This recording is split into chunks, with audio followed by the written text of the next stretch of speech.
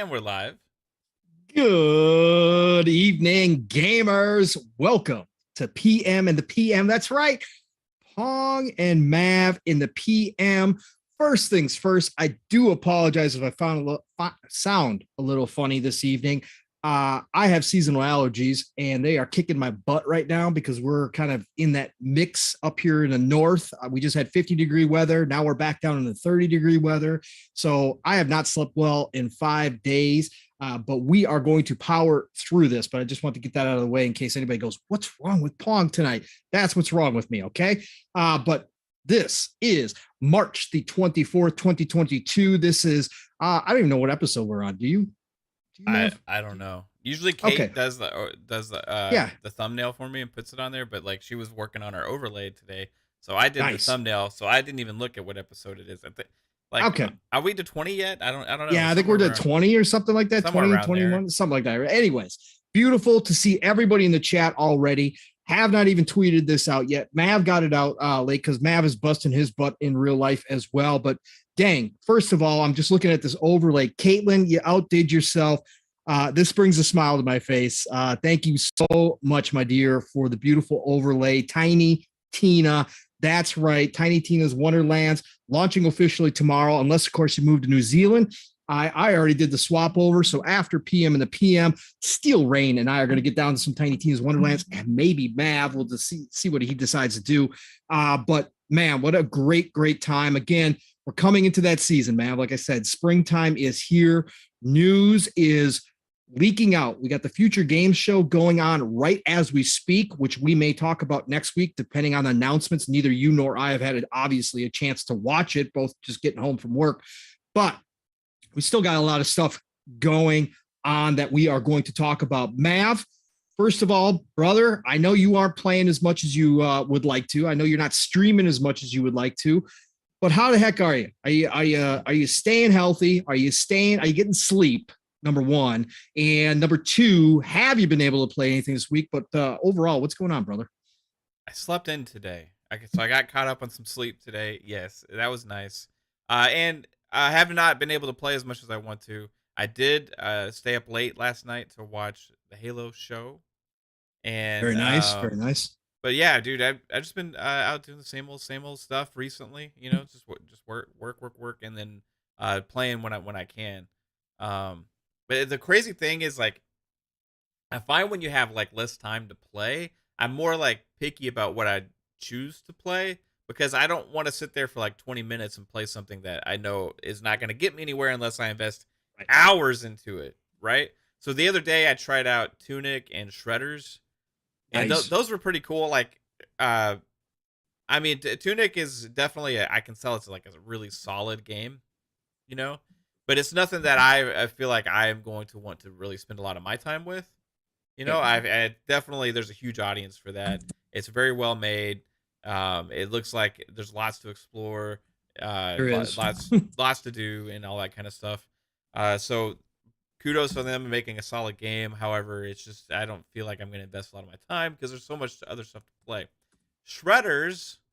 It's kind of like a love-hate with that at first, because I was trying it and the controls are kind of like, yeah, it's very simmy, you know, and it's very slow pace, and I'm trying to like figure it out, and I'm like, hey, this is pretty cool, you know, but I'm like, oh man, I hate this. Then I'm like, wait, now I'm actually enjoying it a little bit, you know. So it's like I was going on this like emotional roller coaster with how I felt about that game. Now I've come to the conclusion that I think if I were to actually get the controls down, because they're not like overly complicated controls, you know. It's to just pull off some there. But just because of the pace of it, it doesn't feel overwhelming. It's just about fumbling some of those and remembering and getting it down. So I feel like Shredders is one of those things. If I do get it down, it's something I can pick up and play for like 10-20 minutes, you know, and just kind of like do my thing, pull a couple tricks, chill. It's got relaxing music and all that kind of stuff. So it did grow on me while I was playing it. I do agree with some of the reviews out there and stuff, but like I like everybody else want another SSX. I want like a 1080 snowboarding. I want something like that also to come back out. But this is different, and I think it's well made for what it is as well. It's just different than I think a lot of people were expecting. But other than that, man, that's all I've really been playing. I tested out the GTA update. Oh, you did? Yeah, Kate's What'd been you playing think? a lot of that. It's smooth, man. Like Yeah. I have to say this, like if you're not playing it regularly already, don't waste your time and go and get it, right? Right. But if it's something you're like, hey, I'm investing a lot of time in a GTA and I play on Xbox or play on PlayStation or whatever it is you play on, and you don't get that, it's like a completely different experience. You know, like get it while it's on sale, right? Because they should have been free. Should have been free, but 10 for online or 20 for the campaign and online is not as crazy as I thought it was going to be while it's on sale, right? And because of the way the game looks now, the way it runs, the load times, all of those things, it's way better and way more enjoyable of an experience, right? So I do not like them charging again for an update. However, if you're playing a lot of GTA still, then I recommend it, right? However, yeah, other than that, man, there's like there hasn't been a lot else. I tried making a character a couple times in WWE, and I keep like second guessing myself, and I just like want to start over. And then also, I have come to the conclusion I'm going to restart my Elden Ring character. Ooh, wow, Yeah, nice. Okay. it's Okay. I mean It's a big decision. It is a big decision, and it's an undertaking. So I want to make sure when I dive back in, I have like a day. You know, Right. like I can just Yeah. like, hey, today I'm playing Elden Ring, and that's what I'm doing, and I want to start from scratch and take on a new build because I feel like I made a lot of mistakes early on with mine, and I'm paying the price now, and I don't feel like going back and exploring all the same areas I already did. You Yeah. know, Yeah. so I I'm kind got of you. like, I'm gonna do that, and I'm At least jealous you'll of know all what you're these. doing, though. Yeah, I'm jealous of all these magic effects I'm seeing on Yeah. Twitter and Oh yeah. shit. You Oh know, yeah. They're impressive. yeah, I'm gonna go with a pure sorcerer mage build, 100% all the way. I want to be Gandalf the Grey, going out there and just annihilating people. Welcome to the club. Welcome to the club, Uh, baby. That's the way to rock. what have you been up to, Can't go bro? wrong with magic.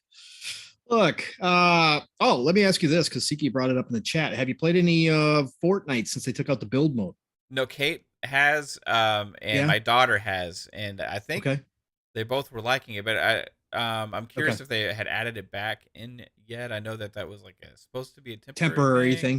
Yeah, but but so many people were loving it. I was just curious what your thoughts were yeah, because I didn't have obviously I time. don't play. I So wanted yeah. to check it out. I just haven't had time yet. But like it is interesting. I personally, for me, the weird thing with Fortnite was back when I first started playing, is like I hated building, right? And my daughter actually helped me figure out some changes with the control scheme you can make and stuff. Yeah. And then once I figured out, the more you play it, like if you actually play it like day after day after day for a while, which we did for a long time, you can kind of really get used to it. And I kind of got used to building, right? So I could build pretty quick and do pretty well. And at that point, I was like, okay, I like the building because it gives you an advantage over players that don't play the game hardly ever, right? And you can really get experience. However, you're always going to go against that one crazy guy that can just build the most insane stuff really fast. So I was always curious how it would be if they took that out. Yeah.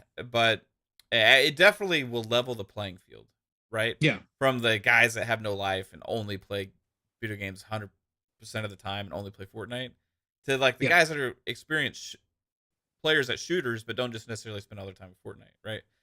Right. But Exactly. my biggest complaint still with Fortnite is still the shooting mechanics. Okay. Like the some of the guns just have like very unpredictable recoil on the crosshairs, and when you fire, you can have your crosshair straight on the head, and you fire pop pop pop, and you think you're doing great, but like shots aren't landing and stuff. And then you get the jumping shotgunner that jumps around all over the place and just shotguns you twice, and then you're dead. That's kind of like my biggest complaint with the game. However, Halo started that. They did, but it got really the worse Halo with Fortnite kids. because like Fortnite, the really good players would build these ramps leading up to you, and you would just like not be able to shoot them because you're shooting at them and they're you know, they have the ramps and it's protecting them, and then they just drop down in front of you and shotgun you on the top of the head, right? So you have to be able to counteract that stuff. And I never really got good at facing the good shotgunners. You know, my daughter's one of those. She's like shotgun all the way. She'll walk past every assault rifle, every sniper rifle. Doesn't matter what it is. She only wants shotguns. Nice. Crazy. Well, I guess she's learned how to be OP. So, hey, that's what works. So use it. So whatever. Siki said there is a leak there that this might be a permanent mode. Interesting. I also saw they introduced tanks. I was watching a couple videos of the tanks, and people are upset about the tanks. I'm like, what do you guys want to be? Battlefield? We'll talk about that in a minute here. But anyways, I just wanted your thoughts on it. Otherwise, as far as me goes, look, I put aside Elden Ring for the time being. I got to that point. I'm over 50 hours. I'm about level 140 something, but I really got wrapped back up into Cyberpunk again. Now officially over 270 hours, and I'm making my push to the end, and it's incredible. Again, we talked about Cyberpunk a lot, and I have personally, and I know I've been one of the pushers since day one on this game, but really this game, like, it was at a certain level for me.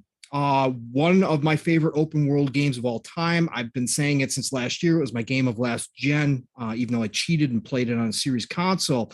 But now that I'm making this push to the end, and I thought I was close because I had cleared out all the side missions. At least I thought I cleared out all the side missions. My map was looking clean. I was like, all right, it's time. So I started working my way through the main missions and finishing off like Judy and Pan Am, right? Which I consider they're counted as side missions, but they're so big, I counted them as part of the main missions, right? They're main characters that you're going to run into. As I push my way through Cyberpunk, it keeps opening up more and more. And I've come across, I had already said that there was so many of the side missions that a lot of people may have missed, unless you really deep dive in, that were impactful side missions, that were classic CD Projekt Red, Witcher 3, style missions that really leave that lasting impact on your playthrough and your memories. But now that I'm pushing through, man, this story, games aren't for everybody. Not every game's for everyone. So I can always hear people who say, hey, that it just didn't appeal to me. I get that. But anybody who says that this is not a classic CD Projekt Red game, or if this is not one of the best Western style RPGs out there, story wise, I don't know. I would definitely have a debate with you on that. Some of these missions and some of the storylines, not all of them, again, granted, when you put this much time in the game, you're going to come across stuff that just is like, okay, well, this is just kind of standard fare. But man, there are so many storylines and missions in this game that are simply some of the best that I've ever played in an RPG in my life. And that's a lot of RPGs for me, really leaving a lasting impact on me. It's really turned into one of those games when, like Elden Ring for a lot of people, when I'm at work or I'm away, I'm constantly thinking about Cyberpunk and some of the stuff I did and some of the things I think are going to happen. This is a rare one. Again, it's unfortunate how it started. It's unfortunate that they released it the way they did. It's unfortunate they decided to keep the last gen console versions in place. Had they simply focused on current gen and PC, I think this game would have lived up to what people had hyped it to be, because I think underneath all the nonsense, all the problems, all the bug fixes, everything, this game at its core is one of the best RPGs made out there, at least for me. And again, it's an opinion, just like any review is, any impressions are. But for me, this one's going to stick with me for a long time. I can't believe how well done this game is. So I've been pushing through that. I did try out Tunic as well, Mav. I think I've decided I like that little fox dude so much, and I love dude. No, seriously, is it grabbing you? It's a Zelda game, okay? So it's not, and I like the old school Zeldas, right? The first two Zeldas for me are the best. I could care less about the rest. Yeah, well, this is more like those than anything else. It really is. But I have decided, I think, that I'm going to put it on God mode and I'm going to play through it. This would generally, the combat is harder than Death's Door, which I put 20 or 30 hours into Death's Door, I think, maybe 18, 20 hours. But I put that much time into it. But the combat, again, for me, am I going to put the time in to get to learn everything and to get patient with it? Elden Ring's taught me some patience, so it's a little bit better. But at the same time, I don't know if I would take away from all the other games I have to sit down and play Tunic. So I think I might put it in God mode and run through it, though, because the aesthetic, that little fox dude, the puzzles, man, some of these puzzles actually bring me back to Tomb Raider stuff, like a classic Tomb Raider, right? When tomb raiding was about tomb raiding and you had to figure out some things in the game, right? It wasn't just all told to you. That's what this game is about. I don't know if you've heard, Mav, or if you noticed, but there's no words in it. You got to decipher things, right? Yeah, because they put it all in foreign language. All like hieroglyphic type symbols, right? Correct. And you can decipher that if you gather enough clues. You can decipher some of those words, but they did that on purpose to make this challenging, and it is. But the puzzling is what I love. I like puzzles in games. In some of the puzzles I've already come across in the secret kind of areas that you kind of have to figure out how to get to and stuff. All of that I love about this game. Again, it's just as I played, I'm like, God, am I really going to put the time in to die, go back, start over again? No, but they give me accessibility options. They let me put it in God mode and just run through it. Yeah, I think I'm going to do that. I heard Special Nick over on Xbox Era. Shout out to those guys over there as well. But I heard him talking about this, and he did the exact same thing. He said, I love everything about the game, except for the fact of the combat. So he goes, I put it in God mode and I'm running through it because I'm having a blast. This is exactly the style Zelda game I love. So I'm running through it that way. So I think that's exactly what I'm going to do too, because I do like this game. And then like you, I picked up Shredders on the opening night when he became available. I've already said some piece on this. I was looking for an SSX tricky style game. What I got was more of a steep style game, which is fine. Again, love the music like you, Mav. I love the chill atmosphere like you. The writing, the acting, okay, whatever. It's fun. It is what it is. I wasn't expecting any of that in the first place.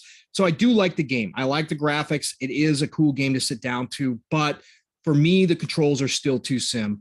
If I got to push 5 buttons to pull off a method air, that for me takes away from what I'm looking for in a snowboarding game. Like you said, if you play it enough, it does get easier. You know, that memory comes naturally to you, and it's a lot easier. But at the same time, I know it's not going to be one of those games that I'm going to be playing consistently. So for me, am I going to go back to it all the time and then relearn everything? No, probably not. Right. So I just really want SSX to come back, and I hope EA is bringing it back. There's been rumblings potentially of that coming back at some point.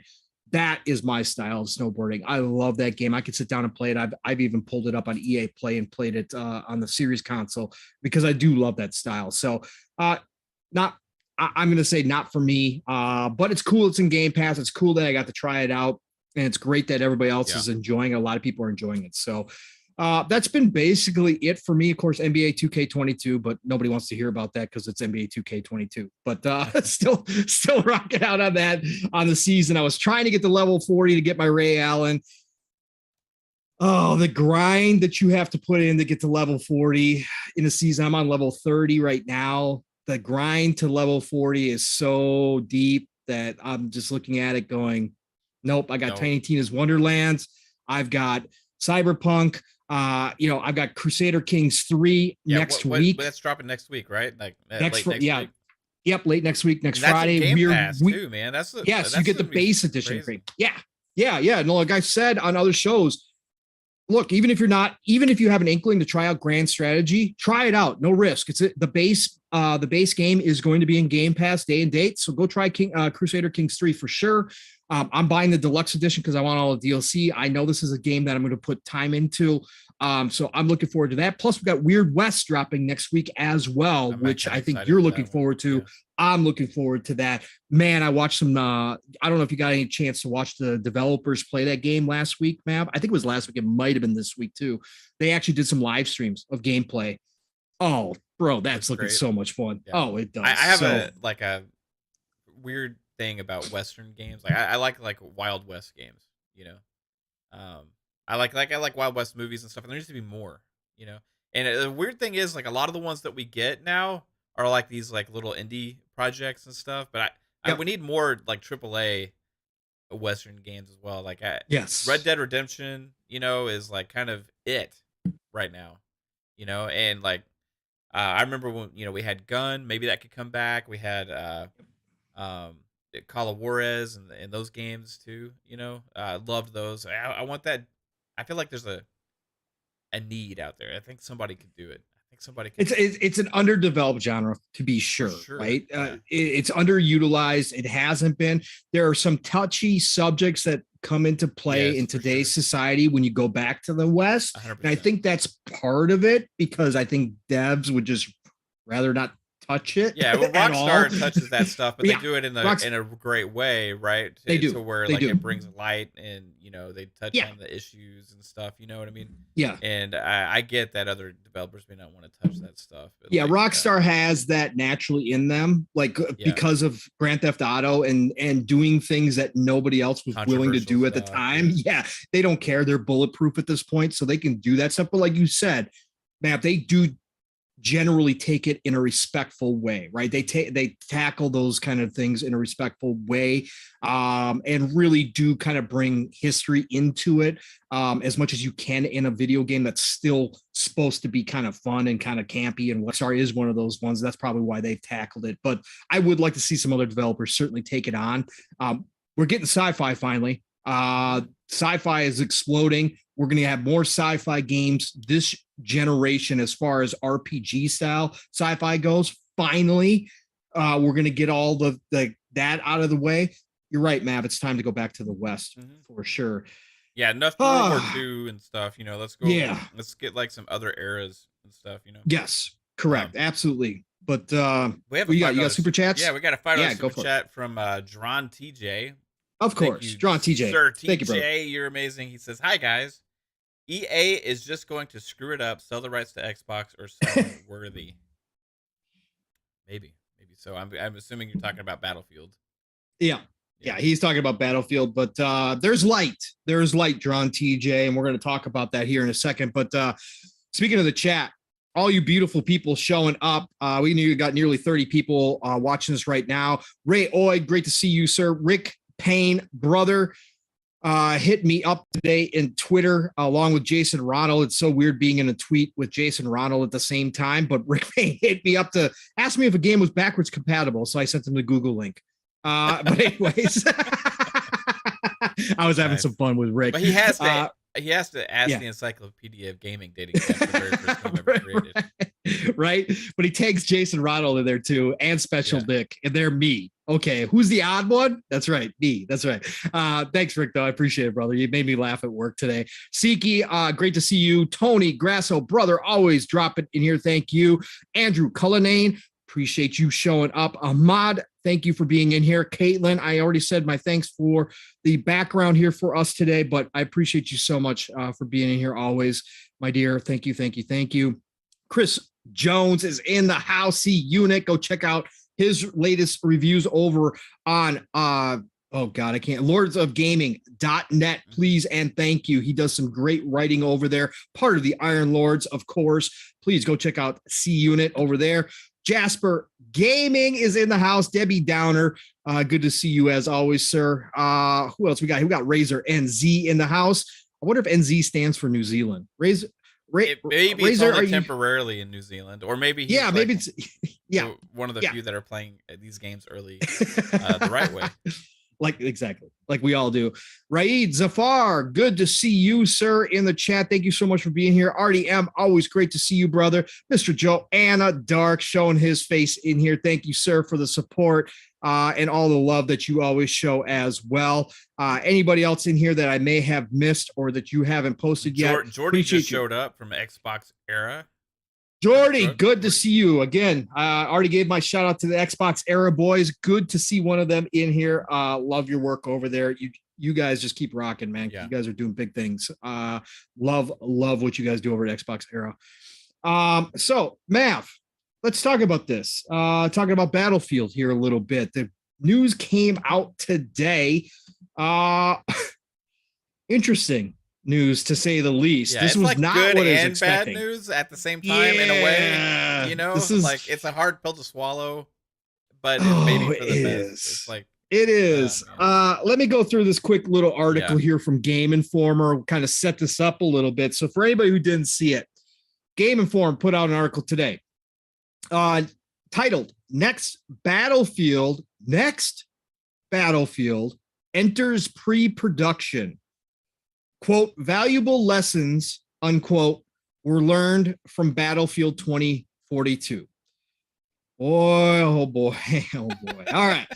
So let's get into this article real quick here. It's a short article, so let's get into this. It's no secret that Battlefield 2042 had a rough launch period, touted as a powerful new-gen title with stunning graphics, exhilarating gameplay, and massive arenas unlike anything that's come before in the series. 2042 simply failed to hit those marks from a polished perspective. Fan outrage was palpable as refund petition signatures climbed to heights just shy of the 100,000s. Hell, at one point, more Steam users were playing Farming Simulator 2022 over Battlefield 2042. Really? That's not a that's not a joke. Yeah, oh that's my not a gosh. joke. Bro, you remember when I brought those stats? There was that 2,000, I think, was peak. Bro, that's I thought you were just wrong. No, I thought it was just wrong. Yeah. Even so, the next game in the franchise has entered pre-production, and developer DICE feels valuable lessons were learned from its most recent blunder. Not the previous 3-4 blunders, Mav, but this one really hit home, obviously. According to GameSpot report, developer DICE has learned valuable lessons from Battlefield 2042 and will no longer be using that game as the new foundation for the long-running FPS franchise. It's worth mentioning that 2042 was touted to be the future of FPS games, but a shift in focus means that the next Battlefield's features and formula could be anyone's guess. At one point, a former 2042 developer stated that the series would adapt mechanics from the hero shooter genre. As the next game enters pre-production, DICE still has plans to support 2042. In his review, our very own Alex Van Aken scored Battlefield 2042 a 7 out of 10, stating Battlefield 2042 is playable, packed with content, and often really fun. The title's 7 maps are distinct from one another. It's a bevy of customization options, make it easy to play how you want. And I love the extreme weather systems and the quick equip weapon feature. Portal hasn't reached its full potential, but it introduces a convenient way to access 6 beloved experiences from Battlefield 3, Battlefield 1942, and and Bad Company 2. Battlefield 2042 is an easy recommendation for existing fans or players looking for a modern war game, but I struggle to fully endorse it due to its current lack of polish. The reason why I read that part is because you could basically sum up my thoughts about Battlefield 2042 exactly how he just did, right? As a massive fan of the series, I thought Battlefield 2042 is extremely fun. Mav, myself, Steel have all jumped into Battlefield 2042 as a team. We had a blast. We weren't complaining. We weren't going, God, this sucks. We were all laughing. We got into some massive firefights. We got into some really cool situations in that game. Overall, the core of that game, I thought, was there and could be built upon. Mav, you and I have talked extensively about Battlefield, both on shows and DMs, playing, whatever the case may be. Both had similar thoughts. You obviously had a worse beta experience than I did. They fixed a lot was wrong with the beta. Came out pretty decent. They've already fixed a lot of things that were initially wrong with the game. Every time we played it, it's been better and better. We had heard from DICE earlier, and this article points it out, that this was going to be the franchise moving forward, and they were really excited to build on this. They had a plan. Now, we know in the interim, with everything that happened, the launch, the pushback, the criticism, the hate train that happened with Battlefield 2042, not unlike Cyberpunk, EA handed the reins over to one Mr. Vincent Zampella, who obviously has the touch, the Midas touch. Everything he touches is gold, right? So when they did that, We had conversations on this, on PM and the PM, elsewhere, talking about how that was a bright spot, right? Hey, Vincent Pella is taking over. He can fix this. The core is there. Obviously, Mav, something's happened. Something that happened that Zampella must have, again, I'm just assuming here because EA gave Zampella the entire franchise and said, take it.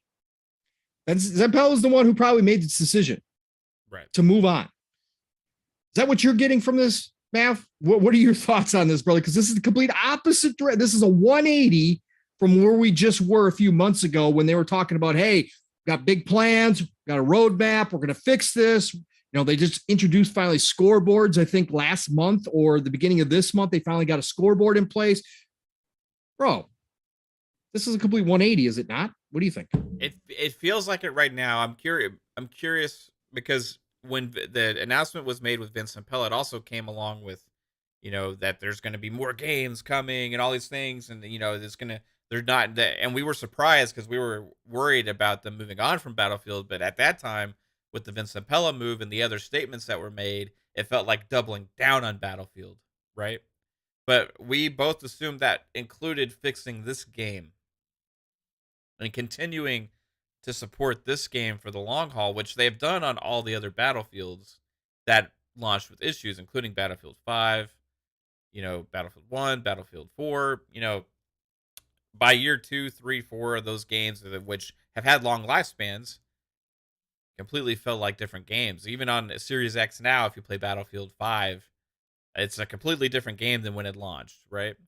And now, people say, you know, I gotta try to be careful with my words a little bit because, you know, people say I'm just like making excuses or like I'm like too like rosy on Battlefield and like I don't, you know, I'm not on the developers enough. I'm making, you know, I'm trying to make it everything positive and all this stuff, right? But I understand complaints. I understand the issues that are in the game. My whole thing always was coming from the fact of experience with all the other Battlefield games. And from my perspective, when I was playing Battlefield 2042, I was having a great time. There was some bugs, but for me, the servers were also working really well, and I was able to get into matches and able to have fun. And the maps were pretty big and really cool. I was playing with such 128 players online and all this stuff, and we were not having a lot of issues other than some random smaller bugs that I felt like were going to be ironed out and maybe some missing features, right? But at the same time, also, we had more content multiplayer wise than we'd ever had released before at launch in a Battlefield game. And for me, that was like, wow, okay, because we played Portal, you know, mode, which had tons of stuff, you know, different options from different games all put into this, brought into this engine. But for the problem is in today's day and age, right? If you release something like you would have done before, which they've admitted to this, even when they had their interview when they blamed like or when their call, their earnings call, or whatever, their town hall meeting, whatever it was, when they blamed Halo Infinite's launch and also for like kind of killing this game, they didn't, man. That was out of context. They had also stated at that point that, you know, the bugs were in line with other releases from Battlefield in the past, which I kind of agree with. Now, analytics said so. Battlefield fans may disagree with me, but I've played all of them, and you know, there's definitely some things that were missing that had been in past Battlefield games, but there also were some things that are here that weren't in past Battlefield games. And I felt like the things that were missing were like easily added in over like the course of a couple months, and it wasn't going to be like a huge deal. But in today's day and age, now, unlike when Battlefield 5 and those other games released, you have the mob, right? And if you release something in today that is on par with expectations of bugs and stuff that we had in the past, it's going to get killed with the masses, and torches are going to be brought out, and people are going to spread this negativity, and all of a sudden you lose your player base. And once you lose the player base, you lose support. That sounds familiar. It's kind of something we discussed about how the players actually have an effect on the support and the quality of these games in the future, with based on how they treat them at launch as well. Because if you abandon a game outright, you're less likely to get updates and stuff on that game because there's no player base there. The same thing happened with Anthem, right? EA made the decision, okay, is it worth even trying to bring this back at this point? Nobody's playing it. I feel like right now, Battlefield and EA made that same decision. Now, is it because of the quality of the game? Is it because of the negative context regarding the game now? Nobody wants to touch it. Is it because of the price point? Is it because there's so many other games out there to play that are free that are have less issues? And all there's a lot of factors that weigh in here, right? Um, Bottom line is, I can only say this, is that I had a great time with the game, and I'm a little disappointed now that I may not be getting the same support that I originally anticipated over the long haul for this game, because that for me was a part of my investment into it. Is just like every other Battlefield, I knew that day one was going to be rough, and over the course of many years, which I was going to be playing the game, was going to get better and better and better and better and better, and which is every Battlefield experience I've had to date. It sounds like now that is not going to happen. It sounds like now they're going to potentially maybe do a few updates, scrap it. Okay, here's a loss. Move on from Battlefield 2042, rebrand, reboot, come out with a brand new Battlefield under Vince Zampella in a new direction, which I'm okay with. I just don't want it to come at an expense of this game, which I paid it for. Right? I was day one on this thing, and I'm not blaming the community. I'm not blaming the mob. I'm just saying that it's kind of a matter of fact with other games like Cyberpunk and all these other games. People pick and choose what to pick on. We see it all the time. Certain games have issues. They get a free pass. Nobody mentions it because there's hype around that game, positivity and all these things, right? There's like, it's something fresh or new about it. And it's like, okay, this is fresh and new. Hey, who cares about this bug? Who cares about that bug? Who cares about those things, those issues? It's amazing. Games launch all the time in these states, right? You have tons of games that launch with way less content and also issues that only have positive hype around it because it's new, right? But everybody has these expectations over these massive franchises like Halo, Battlefield, Call of Duty. And if it doesn't meet those day one, the mob is going to be out there, right? It happened with Cyberpunk now because of the hype around that game. It happened with Battlefield. It'll happen to more games in the future. And once the player base in this negative context is out there and the players leave the game, there's no longer going to be support for the game because everything from a business perspective has to have a return on investment. Right? I feel like now this statement from them is saying that this is no longer worth the investment from EA towards Battlefield 2042, and they're going to be writing it off as a failure and a loss instead of trying to save it. So, and maybe it's because of today's day and age and all these things, you know what I mean? And it's a lot of it is to do with the issues that they had and the bugs that they launched with. And yes, games should not launch with bugs, right? Games should not launch with bugs, right? I say it all the time. Everybody says it all the time. Yes, but the reality is games are going to launch with bugs. That's just a fact. And I feel like the player base has had an impact on the future of this game. Even people that paid for it and have written it off, right? Yep. Now, it sucks. Now, that being said, the good, right? The good. Starting fresh with a new take, right? Starting fresh with a new take is going to be very good, potentially, because Vince Zampella is behind it. You have a chance to recapture the magic and the essence of Battlefield, to bring it out to a new audience, and to maybe bring fans back in and just get some kind of magic spark and some kind of fresh take on it that people are going to be okay with. And they have to, no matter what, they have to make sure that this next one, this next one has to be the most polished Battlefield experience ever to be. Otherwise, it will cease to exist forevermore. I don't know, Pong. What do you think, dude? I know the chat's probably. I haven't even looked at the chat after some of my comments here, but like, I know I might be a little controversial with some of the stuff I'm saying, blaming the community for a small aspect, the mob mentality out there. But mob mentality is real. It has an impact on things, and I don't like it. I don't like mob mentality. But anyway. Well, I neither do I. The hate train is real. It's something that people jump on without ever experiencing it for themselves or actually even giving it a fair shot, which, again, that's going to come with social media. We see that in all aspects, right? Actually, General Spartan is playing 2042 right now while he's listening to us. So he jumped in the chat. And other people are saying, hey, other games get passes all the time. Elden Ring got a pass for its problems. Mario Golf got its pass for its problems. Just certain titles. Nobody even really talked about Watch Dogs Legion, which launched in like the roughest state out of all the other games that launched in that year. It had game-breaking bugs. Massive. Nobody even talked about it. Now, did it take off? Was it a huge deal anyway? No, died. But like the game died, but there was not a huge like, oh, we all demand refunds, like. Because it was Watch Dogs. There's certain franchises, Matt, that get this, right? Yeah. There's certain names. Cyberpunk got it, even though it was a new IP because of the hype that had been built for 7 years, right?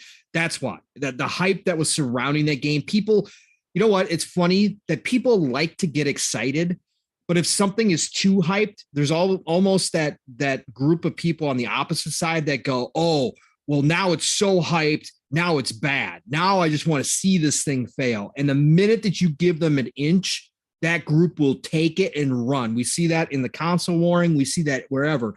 Once something is so hyped like Cyberpunk, if it in any way, shape, or form shows any kind of weakness, people are going to go after that weak spot. And that's exactly what happened with Cyberpunk. Cyberpunk had a lot of weak spots. So, but with Battlefield is one of those franchises, because of Call of Duty and because of the popularity of Call of Duty and because of what DICE did to themselves and EA did to themselves, shooting themselves in the foot over multiple times, right? It didn't just happen to be that Battlefield 5 was the only problem child.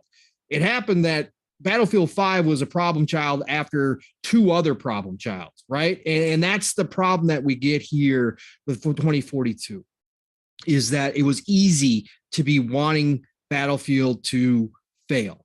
And unfortunately, that's exactly what happened. We talked about it last year, time and time again.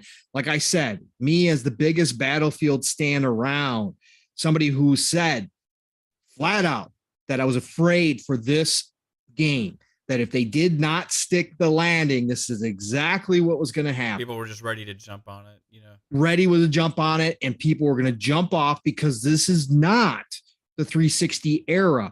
This is not even the early Xbox One, PS4 era, where you can have a game stumble out the blocks and then make a comeback. We've seen it with Battlefield time and time again, but more than ever these days, there's so many things to play, so much other content to pull people's attention away from your game, that even a franchise like Battlefield, especially after missing repeatedly time and time again, people are quick to pull the trigger and uninstall your game and move on to something else. Yeah. And that's exactly what happened with 2042. The minute they didn't stick the landing, it was a crash and burn scenario. They've crashed and burned. Now, my problem, though, is that, again, the core is still there for this to be a freaking amazing game. 100%.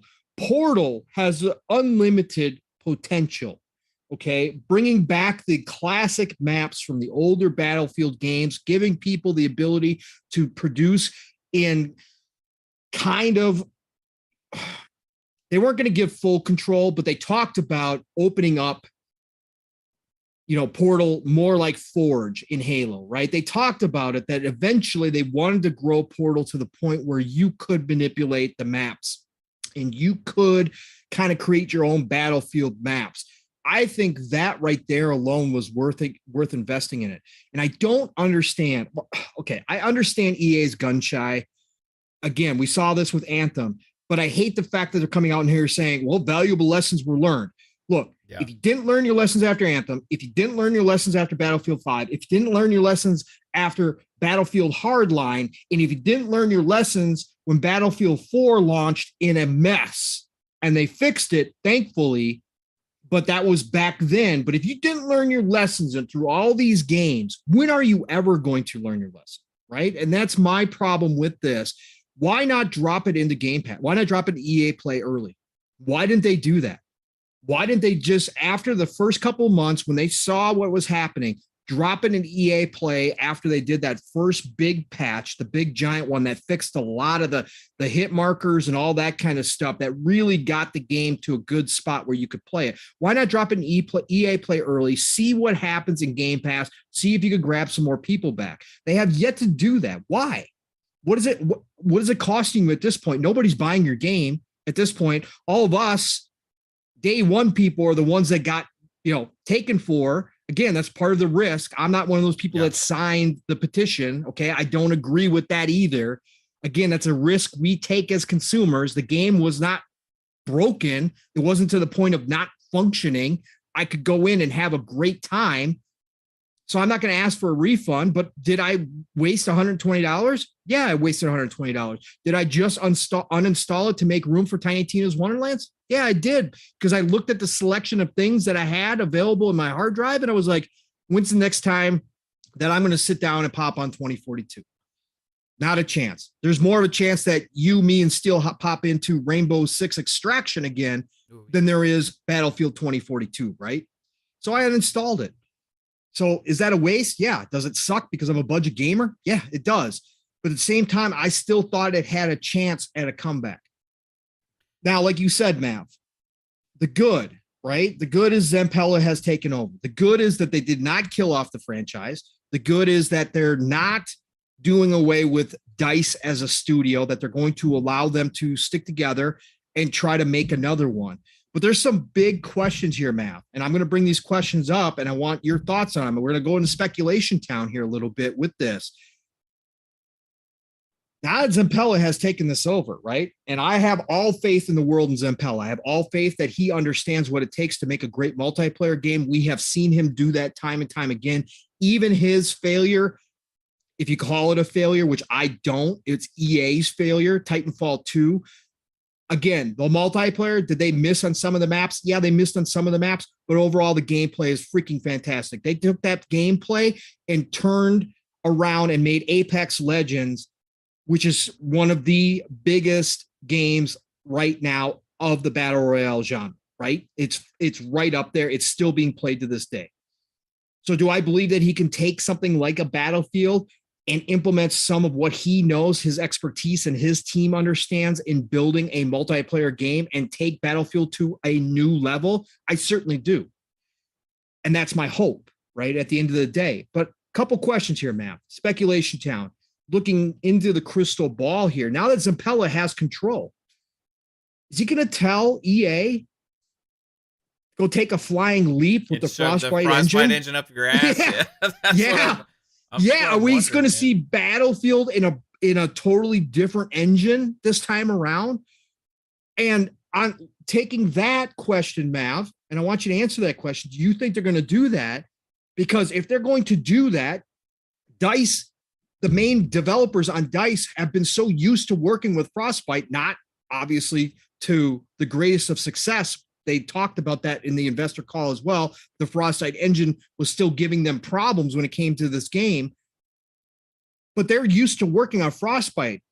What does that mean a time frame wise that we're looking at for this next Battlefield? And you kind of touched on it, Mav. Are we going to see 6 months of support for 2042? They drop an EA Play, say it's as good as it's going to get. That's it. We're done. Do they already have more maps in the works, which we heard about? Do they get those out over the next, let's say, year and a half, and then they drop it to put their whole entire team focus on this new Battlefield?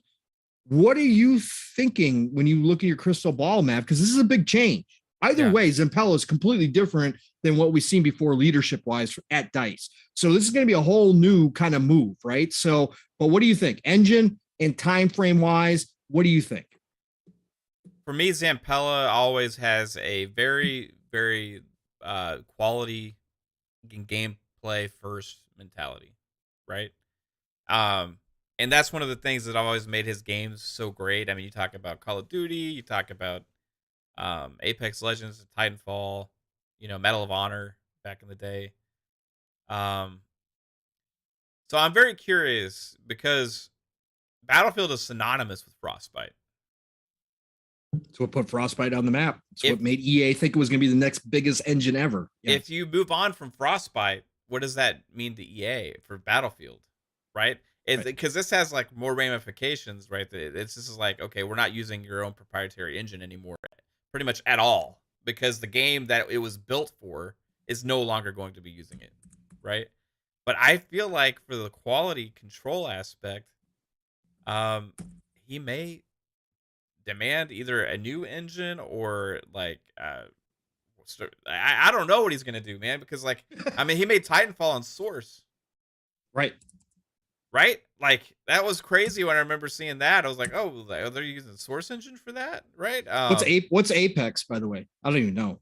I'm guessing Source as well. I don't know. I mean, maybe somebody in the chat tell me, what is Apex Legends using?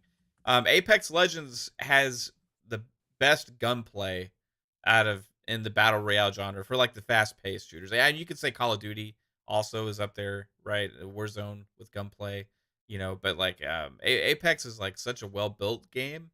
Now they've added so much different stuff to it, but like it's an achievement to create what they did. Yeah, I one thing first I want to say. Yeah, it's on Source. It's on Source. Maybe they're gonna make a new Battlefield in Source. I don't know. But can you have destructible environments and all that stuff? Like, are you gonna like remove that? Like, is he gonna say, hey, if we're doing this, we're gonna start from complete scratch, rewrite the whole Battlefield kind of formula? Are we gonna see more traditional type? I feel like almost at this point, with the way the fan base has abandoned the franchise, that like almost you kind of have to start from scratch again. I mean, they still keep that 64 versus 64 or 32 versus 32, whatever kind of big map conquest mode aspect going. Maybe they go in a direction to have like a Bad Company kind of revival. But I don't know, man. I don't foresee them just using Frostbite in its state now and just being like, oh, I'm okay with this, and building a game with it, because they've proven, even the developers that are used to using the engine the most have proven that they can't be very successful with it, right? And implementing new things, right? So I don't know. I do have to say one thing though, like they need to be very clear and come out and be very loud about what their intentions are for 2042. Right? Because this was like, we have owned up that it was a failure, pretty much, right? They're learning their lessons and going to take those into the new game. And it sounds like they're moving on from it with the context of what the statements are. They need to come out very loud and clear and say what their intentions are for the existing game that people already spent their money on. You have to do right by the consumer that already bought that game. Now, are you going to just release one massive update and then put it in Game Pass that same day and then call it, hey, see what happens, right? And at that point, if it picks back up, you start doing more support. But like, we have an expectation from Battlefield to have those new maps, right? To have all of that stuff, to have updates with gameplay enhancements and all these things over time. It's been an expectation of all the Battlefields so far, and for them to potentially move on from that would be a shame. And if they did, that would also be telling of a completely new situation in the future, right? But they need to be very clear and loud, because I'm concerned about 2042 right now, more than I was before, right? I always had hope that, okay, everything's gonna be fine. Is they're gonna update it, and the player base will kind of come back and all this kind of stuff, right? But now when you start talking like this, it sounds like, no, hey, we're done with it because the fan base is, right? So, well, that's my thing. You're gonna bury this in the desert like ET? I mean, are you gonna? That's almost what it sounds like, right? Like, Right. So that means you're going to want to have like that's like my line of thinking. Like you give Zampella all this power. You say you're taking over the entire franchise. Do what you will, because at this point, it's pretty much we've wasted it. Dire right? Situation. We've wasted. It's a dire situation. We've wasted any goodwill that Battlefield had is gone right at this point. It's completely evaporated. Like there was so many people before this game launched that were ready to jump back into Battlefield. We talked about this, man. They had the unique, yes, Halo was dropping. We knew that. The King was coming back. Halo was going to drop. It was going to be massive. It was going to be everything for a while. Call of Duty was on the downward. Yes, Call of Duty still sells. It's an automatic purchase for millions upon millions of people every single year. We get that. But it was on a downward trend. People were unhappy with the World War II setting again. Battlefield had a unique opportunity to shoehorn its way back into the conversation of the best shooters out there that people were going to want to play because it offered something different. That's the thing about Battlefield. It's always been unique. Even though it's a shooter, it's had its place because it's been different from Call of Duty. And there were certain people like myself that loved that more than they loved the Call of Duty style, right? And they had this unique opportunity this year to shoehorn their way back into that conversation again, and they completely fumbled it yet again. So all goodwill is gone. Even your hardcore fans like myself. Yes, I again, the next Battlefield game that's announced, depending on what it looks like, what they're talking about, obviously with Vincent Pella heading it, of course, I'm going to be diving right back in again, of course, unless it's something completely off the wall. I will be back for Battlefield. But most of your hardcore fan base has now said, enough's enough. I'm done. You guys have failed me too many times. We're over it. So you got to make for me, why I asked about turnaround time here, Mav, is because does Zampella have enough time with this franchise to say, hey, I'm going to need 3 years on this project, right? And we're going to just need to start from scratch. We're going to start with a brand new engine. We're going to have to bring developers in that are used to working on that engine. Obviously, our developers are smart enough to get the hang of it, even if they've been working on Frostbite for a long time. We'll get them up to speed. But do they have enough time to say, hey, we need 3 years, or do you need to erase this bad taste out of your mouth so fast that EA is going to be like, you got 2 years max to get a new game out? That would be a mistake again. You know, that's right. That's what I'm saying. Like, right. That's like a repeat of game development mistake number one, in my opinion. Right. A lot of times, like this happens with these franchises, big franchises. EA is synonymous with this. They've done it with Need for Speed, right? You like, okay, we're not 100% sold on this, so we're gonna only give them a certain amount of time and a certain amount of dollars, and see if they can't capture some magic. And if they don't, we'll move on and try it again. It's ruining franchises taking this approach, right? Like Need for Speed. Absolutely, 100%. Like the fighting genre is also had this happen too. Like it's like, oh hey, we're just gonna release a fighting game. We're gonna give them like a little bit of time and a small budget and see what happens. Right? Put your all into it. Like your AAA publisher, right? Your AAA publisher, go for it or don't go for it at all. Put your money and your words and your marketing, everything you're selling us. Put your money where your mouth is, right? Right. Invest in the time and the dollars it's going to take to put out something that is special. I'm sick of these half-ass attempts to come out with something to recapture the magic when it's just a little bullshit lame attempts on a quick cash grab. Right. We see it all the time. You're ruining franchises by doing that. Now, then you go and try and fix it by acquiring Codemasters, right, for Need for Speed. You know, now you have to crawl to Vincent Pella, like, hey, man that knows what he's doing, please come and fix our situation. Like, you got to have a plan. You got to set forth, this is going to take this X amount of years to create what we need it to be. This is going to take this amount of dollars to create what it needs to be. And then you either say yes or no. Don't meet in the middle. don't compromise. If you compromise, people are going to sift. They're going to smell it like it's shit, right? Like, and they're going to move on from it so quickly. Like, it's just, I'm sick of that approach. So my hope is, Pong, yeah, is that was then Pella in charge. Correct. They will not take that approach. They will Zampella's not going to let them, right? No. Even if they wanted to, Zampella's going to be like, F you. Right. You Exactly. want to give me this franchise? No, I'm doing it my way. Yeah. Exactly. That's what my hope is. And that's why I said this was the good side. This was the good aspect of it, right? Maybe we're to this point now where he's going to say, this is what we need to do. Let me handle it. Back off. Here's how much it's going to cost. Here's how long it's going to take. And we're going to build it, right? And maybe they can bring back the magic of Battlefield that way. Because right now, the players have abandoned the franchise, right? We'll see, man. I think here's the thing. If it does take 4 years, 5 years, I'm okay with that. Right? So I'm completely fine with it.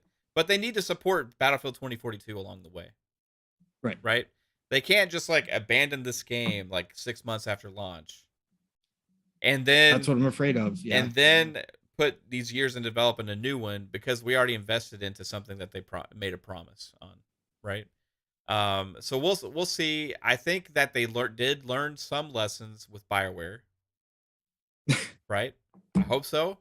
We hope so. I hope they're giving them plenty of time on Dragon Age, so they're not 100%. Putting the pressure on Dragon Age. And the last we heard is that it's in a very good state from some insiders, right? Correct. We hope that they actually meant what they said, that they did learn these lessons from this Battlefield and take that into their new approach. I'm hoping with the investment into Codemasters, that is going to be a new approach for Need for Speed and the racing games in the future. But yeah, to answer your question, Ray, nothing's been announced as far as Codemasters. No, if they're working on Need for Speed, but that's what we assume why they outbid 2K. 2K wanted them to bring back Midnight Club. Is the belief that we all have. Again, we're kind of projecting here and just speculation town. But Need for Speed has not hit in a very long time as well. So the assumption is that Codemasters was brought in to revitalize Need for Speed at the end of the day. And I'm in firm belief of that. Mav's in firm belief of that. It just makes sense, right? You bring in one of the best racing game development teams out there, and you have one of the most popular racing IPs in history.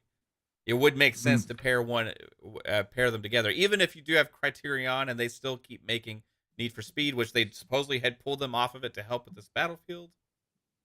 And now I'm assuming they maybe went back to work on their project. I would assume that Codemasters will be making a Need for Speed game in the future, not just grid games and dirt and stuff like that. Right, exactly. Right? And Ahmad, yes. I'll answer the Hamad asks, with all the big scale battle royales, is there a place for Battlefield in the market? 100%. If again, that was my question, and that's what's going to be really interesting about this. If Zampella says, okay, we're going to start from scratch. However, I want to go back to the core Battlefield that made it popular in the first place. I'm just going to take my own spin on it, but Levolution, we're going to bring back real Levolution. Like destructibility and the environments is going to be a big part of my spin, because that's what that's part of what made Battlefield unique, along with the squad play. That was another thing that was an issue in this game when they went to these operators, was that it took away from the squad play a lot. And that's what the original Battlefield fans like myself found to be one of the most kind of annoying things about Battlefield 2042 is the squad play was no longer as important as it once was in a Battlefield. Back in the day, Bad Company days, Battlefield 3, Battlefield 4, you could make a huge difference if you had a great squad. You as an individual entering a squad or entering a situation where your team was behind, if you came in and you were good at your job, let's say as a medic, you could change the tide of battle, and you could watch that happen in real time. It was very empowering back in the day. And that was one of the things that was missing. I understood why they went this route to try to get more casuals, the Call of Duty crowd in, the hero shooter crowd into this Battlefield. They were chasing that goal, but it took away from what made Battlefield great. Because that is a big piece of it. You could literally change the entire dynamic. I can't tell you how many times myself in a group, let's say my kiddo back in the day when we played Battlefield together all the time, we jump into a game, we'd get put into a game that was already, and you'd be put on the losing side because people had jumped out, right? So you join a losing match. My kid was a freaking amazing helicopter pilot at one point. I was a freaking really good medic. Like I knew what I was doing and I played the right way as a medic.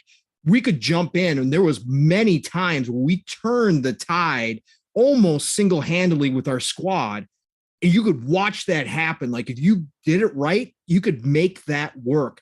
That's what was incredible about Battlefield, those types of situations beyond the huge firefights, beyond the levolution, the destructibility in environments, which there was no better feeling. Again, I'll always go back to this. The Bad Company days, sniper, you set it up, you have your mortar special, and you set off mortars and you take out people inside of buildings, leveling that building down with mortar shells. That was freaking just, there was no replacing that type of feeling. Nothing in Call of Duty with all of their perks, all of their care packages, everything, nothing replaced that feeling for me. And that's what made Battlefield special. So I hope Zampella leans into that and says, look, I'm going to redo this, maybe even a new engine, but we're going to bring back some of the core of Battlefield. I think if they do that, Hamad, I think they do have a place in even nowadays in the shooter because it's unique. And I think they could make it. So that's my thought on it. Matt, have you got anything to add to that? Nope. Okay. I mean, I think that it's yeah. I think that Battlefield is a special franchise. There's really nothing like it. It has its own hooks and its own gameplay elements and its own character to it 100%. And for me, like it and Call of Duty were the top two multi-platform shooters, right? As far as multiplayer goes. And I love that aspect of getting a new Battlefield every few years and then playing it. And I think that it's sad the state that we're in right now. Yeah, 100%. And EA is primarily to blame for this. 100%, right? Correct. And I hope that they can get the ship righted and bring it back because people want a good Battlefield game. I don't think that that's missing. I don't think that people are just like so bitter now that they just refuse to play anything Battlefield in the future. I think people want a good Battlefield game. I personally think that we have a potential for a good Battlefield game that already exists. Yeah. But people have moved on from it, aren't willing to give it a chance. So they need to do what they need to do to make sure that they fix that. And to your point, there's going to be a ton of skepticism this next go around for sure. And that's why, like you said, Matt, you brought up a great point when you were talking about it earlier, is that they're going to have to be very open and transparent with what they're doing. Not only with this game, but whatever this future game is. Zampella and his team's going to really have to show. They're going to show and they're going to have to show and tell because the skepticism is going to be high, and they're going to have to prove to that fan base, look, we're doing it different this time. This is going to be the Battlefield you've always wanted. We've got it in good hands now. We're doing it right, but that's going to take a lot. They're going to have to prove it. There's going to be a lot to that for sure. Yeah, 100%. Yeah, absolutely. Matty Byrnes, good shout out to you, brother. Another big, huge Battlefield fan in the chat as well. Matty Byrnes understands. He said, I love playing the role I'm in, playing Battlefield. I'll switch mid-round if needed. Absolutely. That's the way it works, Matty Byrnes, because you could make a huge dent in what was going on the field on top of everything else we talked about and the vehicles. I didn't even talk about the vehicular combat in Battlefield is also something that sets it apart. There was nothing like it in the world. Like I said, my kiddo was a fantastic helicopter pilot. If you were a great pilot, there was a totally different experience than being on the ground, just like what we see in real battle, right? It was different. It was a different experience. There was no other game that brought that feel to it. Big Team Battle in Halo is very close to that, but it's a futuristic sci-fi setting. Nothing like real world, warfare that a lot of us in the video game hobby love to enjoy. But that's about the closest. The KhAos was another special aspect of Battlefield, and hopefully they keep all of that. All of that needs to be leaned into. Mr. Zampella, if you're listening to this show, which we know you do each and every week, we believe in you, sir. Just lean into the old Battlefields, please. And Zampella, and just like God Howard and Zampella, we trust. Yep. Yes, exactly. Exactly. Praise be their names. Amen. Absolutely, brother. Look, Mav, we tackled that topic. Where do you want to move on to? What do you want to talk about, brother? I don't know, man. I mean, we got a huge game. It's a weird thing. Yeah. I just started to try and install Tiny Tina's because I did decide I'm going to play it tonight. Okay. All right. Yeah. So I was just messing around with that, and it's weird. I on my phone I searched for it. I just searched for Tiny Tina's Wonderlands, and it said download the console, but I don't remember buying it. Did Caitlin make another surprise purchase? I don't know. She didn't. I was texting her. It's strange. I even looked. It's installing. I can't see any option to buy it. It's just installing.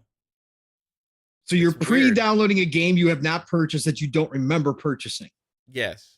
Okay. All right. Well, interesting. I can't wait to see you try to. If that's the case, I'm curious what's going to happen when I try and launch this thing. I searched for it on the app, right? Because I'm using my monitor for this right now, right? Right. So I looked it up on the app, and then I found it. I clicked on it. It said Tiny Tina's Wonderlands for Xbox Series X and S, and I clicked on it, and I hit download the console. And it's downloaded. So then I'm like, wait, is this working? So I went and I hit the button and switched over to my monitor real quick just for a second, and it's installing, and I clicked on it and went to the storefront, and there's no option for me to buy it. That's weird. I don't know. Okay. Hey, good for you, man. Hey, nobody gifted it to me. I don't think so. But if somebody did, let me know. It's a very strange. That's extremely funny. Okay. Anyway. I can't wait to see if it works, man. Yeah. That's awesome. Okay. All right. Well, cool. Well, yeah, no, we got Tiny Tina's coming out tonight, as we talked about, for sure. So we can hop into that. Let's touch on this one real quick, Till Mav. We got 2 games actually coming out this week. Let's touch on the other one. I don't know if you've been watching it a little bit, but Ghostwire Tokyo is coming out. Yeah. And the Metacritics, the reviews dropped for this. Now, it didn't get as high a review as some people would like these days. For me, it's right now sitting at a 75 on PlayStation 5 as a review score.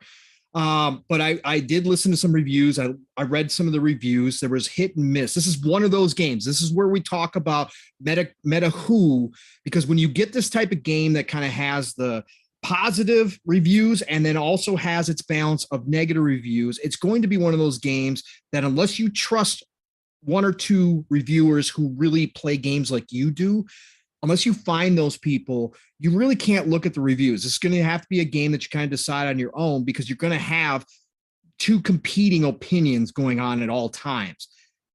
But Ghostwire Tokyo at a 75 for me seems like it's going to be one of those games that kind of gets one of those cult followings. Mm-hmm. Mav, have you read any of the reviews? Have you seen anything on it?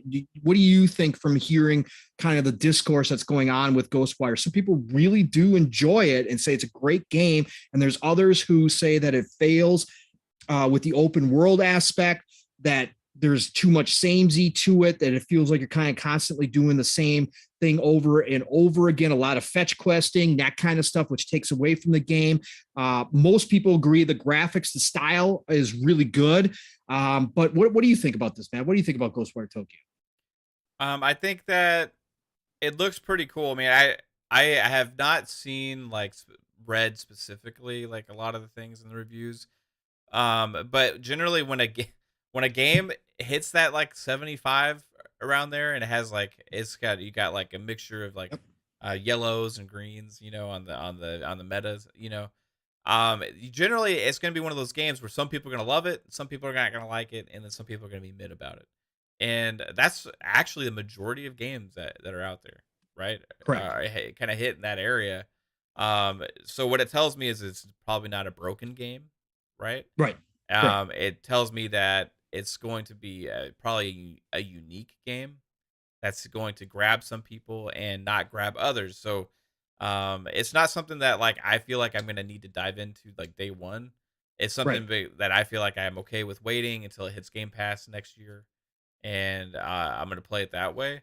Yeah. But I do like the originality. And now some people think you always need to hit 90 or above or the game's trash. That is so not the case, because the sometimes the more original and different games are, sometimes the more varied you're going to have on the scores just because of that. And it doesn't necessarily mean anything about the quality or the build quality of it. It just means that the reviewers found its audience, like it was intended for that audience that the reviewer was or not, right? And this is 100% what this game kind of is to me. And I think that Tango Gameworks is another underrated aspect of that whole Bethesda's ZeniMax acquisition, right? Because it is a Japanese studio that is out there making unique games that we have not really seen before. Evil Within 2 was highly regarded from many. This is the next game from them now is Ghostwire Tokyo, and it looks like it's scoring favorable reviews. Yep. And then also we know that there's another game coming from John Johannes, the game Yeah. director I was just gonna bring that up. from Correct. Evil Yeah. Within 2, is making something unique and a new Yeah. IP, I believe.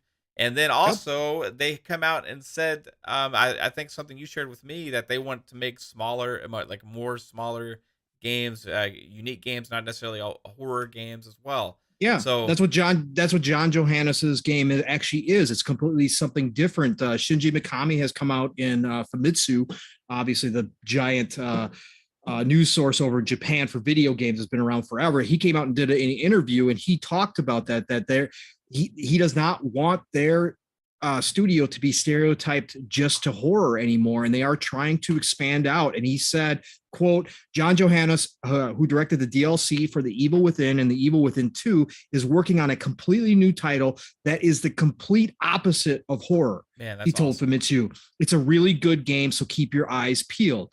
So to your point, Map, very interesting that this small little studio, Tango, that everybody kind of forgot about with that whole ZeniMax purchase, except for the Evil Within fans obviously knew, and obviously a lot of people know Shinji, the name, but it was kind of like that. It was one of those studios that's kind of throwing into the whole deal. Sounds like the studio is growing, Mav, and all of a sudden they've got, I mean, Ghostwire Tokyo is releasing, but it sounds like they've got 2-3 other projects already in the works. This could be one of those underrated parts of that ZeniMax deal that we always talk about. We're down the road, as this generation goes along, we look back and go, damn, that deal was even better than we thought, because we had no idea Tango was going to have this kind of output, right? That they were expanding like they are and creating this. And Shinji himself, in earlier articles, has talked about how he wants to grow new talent in Japan. And he's constantly looking for the younger talent to help them along and bring them underneath Tango Gameworks. Dude, that to me is exciting. Like, to see something like Ghostwire Tokyo, still in the horror genre, I guess you could say, but different from the Evil Within type horror. And then to hear that they're expanding out and they want to do all this kind of stuff, and he wants to bring in new talent and help them grow. Bro, we could get some fantastic stuff from Tango as this generation goes on and into the future, don't you think? Oh yeah, 100%. Yeah. Man. I'm I think expecting it's cool. I'm expecting a lot of these like studios that we didn't really consider too much, like Compulsion's another one. I'm Yep. expecting that we're gonna learn a lot of awesome stuff is gonna be coming from these. Like we've already seen, like Arcane was one that nobody really talked about really too much right away. It's like people are like Arcane, okay, yeah, Dishonored, Prey, right? Right. But then they Right. like Deathloop came out, and it's like Game of the Year candidate, right? Yep. Correct. Which they have a proven track record now of multiple franchises with highly rated games, right? So Arcane is another one, and they got another game coming out this year in Redfall, which was a surprise. We did not anticipate them announcing this vampire looter open world game last year at E3. Right. That was like, whoa, okay, that's really cool. Redfall, another Arcane game. So the question is, when are we going to see these things? Because there's Right. the list of projects in development with Microsoft, Xbox, and stuff is just absolutely massive.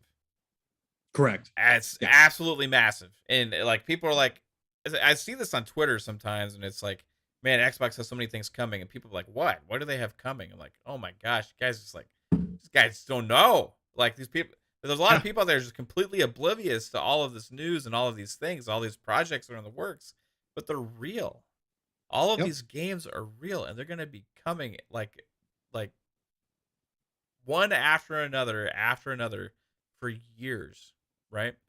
And news like this from Tango is another a great example of that. You know, it's like, okay, this is not what I expected. We were just expected maybe they were gonna have like an Evil Within 3 or like another horror game spinoff or something like that. But no, it sounds like they're gonna be doing a lot more than any of us had anticipated. And that's one of the least talked about aspects of all of those acquisitions that Microsoft had made. So wow. we talked about that extensively too, Mav, as far as what these acquisitions meant, and we had direct conversations about this, you know. And I always brought up the point, and you brought up the point too as well, that people forget, like all these companies that Microsoft has acquired and brought underneath the umbrella, they were all these independent developers who had different varying sizes of success, right? But even ZeniMax, right? ZeniMax was controlled by investors. All these people had concerns about where's the next dollar coming from? Does the next game, if it's a failure, what does that mean to our studio? They had all these worries. And the one thing we always talked about, Mav, is what's funny, you bring them underneath the Microsoft umbrella, the Xbox umbrella, and suddenly they don't have to worry about that mind. And you got Phil walking in and saying, guys, gals, love what you're doing, love your work, happy to have you on board. Hey, we need you just to go do what you do best, which is make games. So get creative, do what you need to do. Let me know what you want to work on. We're going to do this. He talked about this with the Activision deal if this goes through as well. So I'm not direct quoting Phil here, but I'm telling you what's happening here is that all these games, all these creative studios, right? They've all been known for a game here, a game there, whatever the case may be. But creatives don't just think about one game. Creatives have a million different ideas. How many games were put aside because they could not afford to do it, because they could not expand and hire more talent because of whatever reason? How many games, great ideas, were put to the side because they had to work on the next Evil Within just to make sure the studio was making numbers, right? Now, what does that do? Now, under Xbox and Microsoft, what does that do for these companies? Phil can walk in and say, green light that.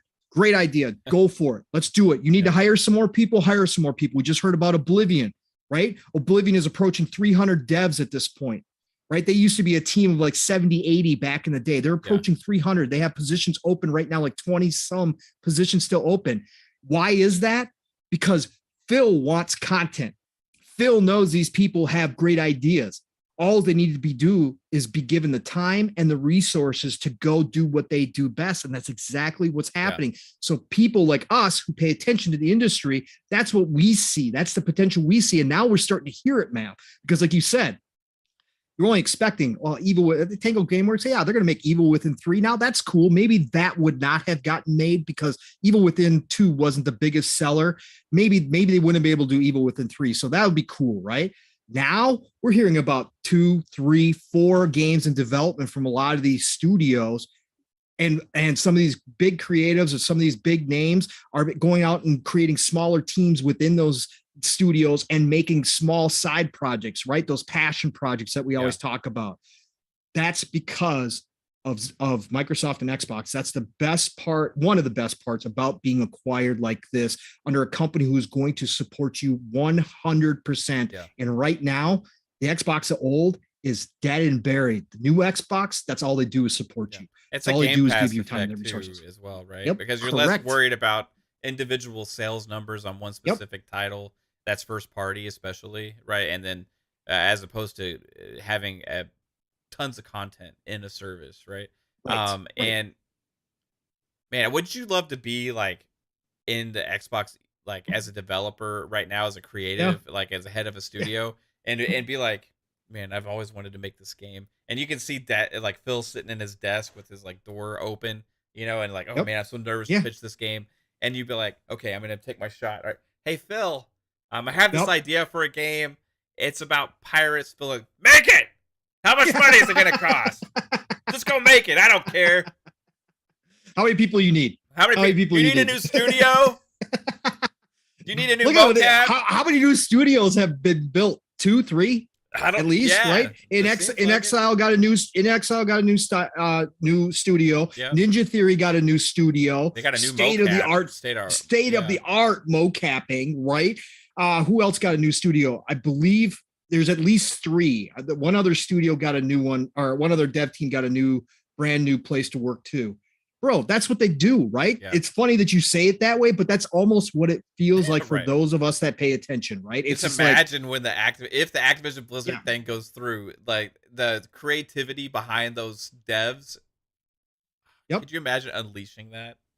Yeah, I think Compulsion got a new studio as well. Compulsion got a new studio too, I think, because Phil was so impressed with what they had going on. Bro, this is unlimited potential. This is why the Activision Blizzard deal, bringing that many devs underneath your umbrella in one shot with all this talent that's been sitting there stagnant on Call of Duty.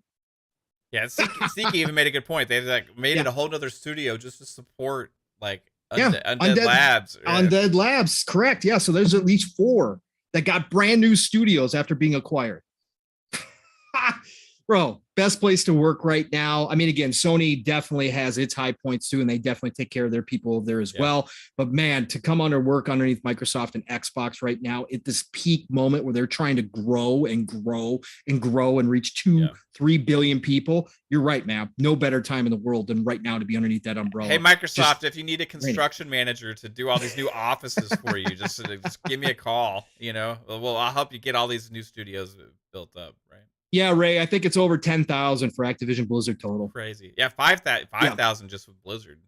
Yeah, 5,000 just at Blizzard alone. Which is, I saw that number when that was going around before, and I was like, what? Speaking of that, man, there's shareholders meetings about a big vote about to take place. Oh, yeah, let's get to that after we talk about Tiny Tina real quick. Let's talk about Tiny Tina real quick, because that was originally what we're going to do. Yes. So how did we get sidetracked so much? That's crazy. I don't know, because you and I just like to chit-chat, and we don't chit-chat during the week anymore at all because we're both so damn busy. So it's like me and Steele on Saturdays. We just kick back and start talking like we normally do. So, but Tiny Tina's Wonderlands, speaking of reviews, I'm going to use OpenCritic for this one because I like OpenCritic because it takes everything combined together. So Tiny Tina's was sitting at an 80 overall. It has dropped to a 79. But I want you guys and gals in the chat and anybody listening to this later, think about this. Is when we talk about these games and why we say, for me and Mav, at least, again, if you're that person that has to see that score, that is only looking for those AAA home runs, that's all you care about, so be it. That's the type of game you are. I'm not going to fault you for that. Okay. I will tell you, I think you're missing it on some fantastic experiences, but if that's your taste, so be it. I'm not going to tell you that you can't game that way. Okay. Yeah. But for the majority of us, right, that's not how gaming works. There are great games that have scored 60s previously that I have absolutely loved. There are games that have scored 90s that I don't like. Okay. It does not matter to me. I don't care about scores. So, but when we are looking at this, why I say this about Tiny Tina's, I did not expect Tiny Tina's to, be anything more than in the range it is right now. I thought maybe low 80s to a 75. Okay. Because it's a Borderlands spinoff. It's not everybody's cup of tea. I knew for a fact that Gearbox was not going to go back to the drawing board and come up with some brand new mechanics. They were going to stick to the Borderlands formula. And for me, I don't want them to change things. I love the Borderlands formula. Yeah. You just throw Tiny Tina in there, my favorite character, one of my favorite characters all time across all video games. And look, you got a winner for me. But it scores a 79 on OpenCritic. Dying Light 2, Stay Human. We know how many people have loved that, Mav. We love it, right? We haven't gone back to it because Elden Ring took over and whatever else. But Dying Light 2, a lot of people absolutely love that game. Scored a 76. WWE Oh, really? 2K Only 76? 76 on OpenCritic. That's what it sits at right now. WWE 2K22. People are raving about this game. It's the first wrestling game in decades, literally decades, that I do want to buy. I'm going to wait for a sale. I want the NWO version. Yeah. I'm going to wait for one of their massive 50% sales, and I'm going to pick it up because I do like wrestling games, although none of them have appealed to me for decades because they all been kind of garbage. WWE 2K22 has been praised. People throwing up videos nonstop saying this is the most fun I've had in wrestling in a long time. It's only scored a 76. That stuff is what happens out here nowadays, right? This is the kind of stuff that we see. Again, it's not like the old days of reviews.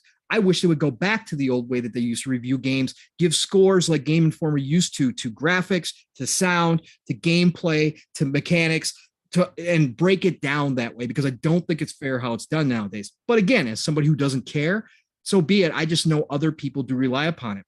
But a 79 to me from Tiny Tina's Wonderlands, before I get too far off track again with my whole review process rants, 79 to me is a great score for this game. I am happy that it's sitting here. I'm happy that it's hovering around at 80.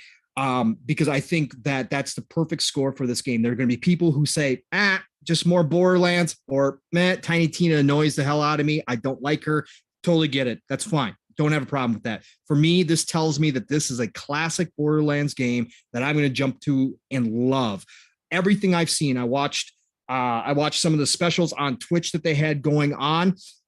Absolutely loved what I was seeing out of the gameplay. I think that the guns and magic, I don't care if the guns are the same as Borderlands 3. I don't care. It doesn't bother me. Detach. I think ACG said slap on a couple crossbow sticks and that's what you got, the same gun. That's fine with me. I don't care. That's a cool aesthetic to me. But the magic looks great. The graphics look great. The writing is up to Borderlands standards. Again, not everybody likes the humor. Totally get it. Not a problem. I'm just saying, for me, again, this is hitting all the right notes, and I can't wait to jump in after the show and get down to business with some Tiny Tina D&D style Borderlands. But Matt, for you, what's grabbing your attention on Tiny Tina's? Just looks fun, man. Yeah, pure fun. Yeah, I mean, I think people can be overly critical a lot of times on games, and it's like sometimes it's like, hey, I just want to play something stupid and fun and have a blast with it and just have fun with my friends and shoot the shit out of stuff. And if it's polished and well made and you can have a great time with it, and it deserves a place, right? Like, This is very unique. Tiny Tina's is very unique, and I'm excited. Borderlands was great. I really enjoyed my time with it. I didn't keep playing it because I have that attention span. I keep moving on to something else, right? But this is probably gonna be the same. I'm gonna have a blast with it and play it over the course of a few weeks, off and on, and then move on to something else. But like, I'm gonna have a blast during that time. And will it be like one of my favorite games of all time? Probably not. But will I have it could be. Who knows? But will I have a blast while I'm playing it? Hell yeah, I will. And that's okay. And I think it's definitely a place for those games like that. And I think the scores reflect that too. It's like, that's a good score. Those are good reviews, right? Not that reviews really matter, because I've played games that are in the 50s and actually had a good time before. I mean, but overall, I'm excited for it, dude. I just like Borderlands because it's one of those games you can jump in and jump out of, and if you don't play it for 2 months and you want to jump back in, it's easy. Yeah, you can play it. You don't forget how to play Borderlands. It's a looter shooter. And it's easy to grab you because of all the loot. Correct. It's constantly, there's something you can jump in, jump out of the game. It's not something you have to, like Elden Ring. That Elden Ring takes a lot. You have to consistently play that. Otherwise, jumping back into it, you're gonna get your ass handed to you yet again, right? Even if you're powerful, you're gonna forget some of the mechanics. Borderlands is straight up just a fun ass looter shooter. And again, throw in Tiny Tina's humor. If you love it like me, it's even better because it's constantly entertaining. It's making you smile. Look at that butt stallion. Like Caitlin said, the horsey is grabbing my attention. That's right, Caitlin. The butt stallion is amazing. That's why I grabbed the Chaotic Great Edition, so I can have the butt stallion, right? That's part of the DLC. There's not very many games I pull out the extra budget for the big editions, but man, this is one of those. But Borderlands, you might have just made me have to actually purchase the butt stallion edition.